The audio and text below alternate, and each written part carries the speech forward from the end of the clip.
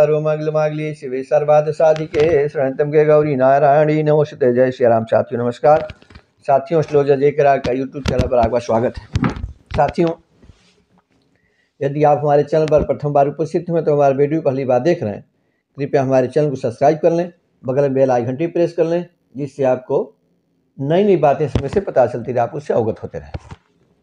तो साथियों, जैसा कि मैंने जो हमारे जो नए महीना शुरू होते हैं अंग्रेजी के, तो उन महीनों में कौन कौन तिथियों के जो बच्चे पैदा होते हैं मूल नक्षत्र में होते हैं, बिना मूल नक्षत्र की शांति कराए हुए बच्चे का मुख देखना पिता के लिए हानिकारक होता है। तो साथियों, इसी विषय में मैं, जैसे मैंने चर्चा आपसे किया था कि कुल 27 नक्षत्रों में अभिजीत लेकर कुल 28 नक्षत्र होते हैं, तो इनमें 6 नक्षत्र जो होते हैं ये मूल संज्ञक नक्षत्र होते हैं। तो मूल संज्ञक नक्षत्रों के विभिन्न चरणों में, जैसे एक नक्षत्र में 4 चरण होते हैं, तो विभिन्न नक्षत्रों में जन्म लेने पर बच्चा कभी कभी अपने माता पिता के लिए, कभी कभी अपने दादा दादी के लिए, कभी कभी अपने स्वयं के लिए, कभी धन दौलत के लिए वो हानि पहुंचाता है। लेकिन हम जब उस नक्षत्र की जिसमें बच्चे का जन्म हुआ है इसकी विधिवत शांति कर लेते हैं तो इस दोष से मुक्ति मिल जाती है। शांति विधान हमारे धार्मिक पुस्तकों में विधान दिया हुआ है। तो उसी क्रम में मेरा उद्देश्य आपको बताने हुआ कि आप यदि जानते होंगे कि फला तारीख में मूल नक्षत्र है, तो लोकल पंचांग में, जिसे हमने तो स्टैंडर्ड टाइम के हिसाब से आपको उसका मूल नक्षत्र की शुरुआत और समाप्ति बता रहा हूँ। स्टैंडर्ड साहब क्या हुआ साहब कि भारत का जो स्टैंडर्ड टाइम है, जैसे कि हमने कहा कि सुबह के 7 बजे हैं तो सब जगह पूरे इंडिया में 7 बजेंगे। लेकिन जैसे हमने कहा कि दिल्ली में सूर्योदय 7:22 होगा तो कलकत्ता में वो 7 बजे हो जाएगा। तो इस तरह से ये लोकल टाइम और वहाँ के और मीन टाइम अलग अलग होते हैं। स्टैंडर्ड टाइम, लोकल टाइम अलग अलग होते हैं। तो अन्य पंचांगों में संस्कार करके हम उस समय को निकालते हैं। हमारे पास जो कोई व्यक्ति आएगा कि हमारा जन्म कहाँ हुआ है, तो हम उस समय में उस नगर का संस्कार करके तो हम उसका लोकल मीन टाइम निकालते हैं। उसी तरह से जब बच्चा, हमने जो बताया कि फला तारीख को बच्चा मूल नक्षत्र में हुआ है, तो लोकल के पंचांग में अगर आप पंडित जी आपको संस्कार करके उस समय निकाल देंगे कि वह समय उन नक्षत्र का यहाँ कब शुरू हो रहा है, तो इसलिए आपको सुविधा रहेगी तो आप उसका निकलवा लेंगे ताकि आप आने वाली परेशानियों से बचे रहेंगे। तो आइए बताते हैं कि इस अप्रैल में किन किन तिथियों को बच्चा जब पैदा होगा तो मूल नक्षत्र में आएगा।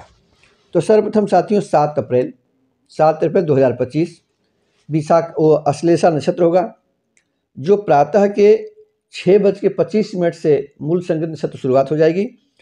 और 9 अप्रैल को जब मघा नक्षत्र की समाप्ति होगी 9:57 पर, यह प्रातः का समय होगा 9:57 पर, तब यह मूल समाप्त होगा। तो मान लीजिए कि आपका बच्चा अगर 7 अप्रैल को जन्म हुआ है तो हमने बताया 6:25 पर, तो 6:25 के आप आसपास लोकल में वहाँ देखिएगा उस पंचांग में, अथवा समय संस्कार करने से वहाँ पर उस समय उस नक्षत्र का मान क्या होता है।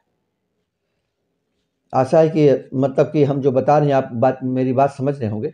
मान लीजिए हमने कहा 6:25 पे हुआ है और यह किसी दूसरे प्रांत में हो गया, जैसे गुजरात में हो गया, राजस्थान में हो गया, तो वहाँ पर 6:25 से वो अश्लेषा नक्षत्र शुरू हुआ कि नहीं हुआ है, यही देखना आपको चाहिए जो है।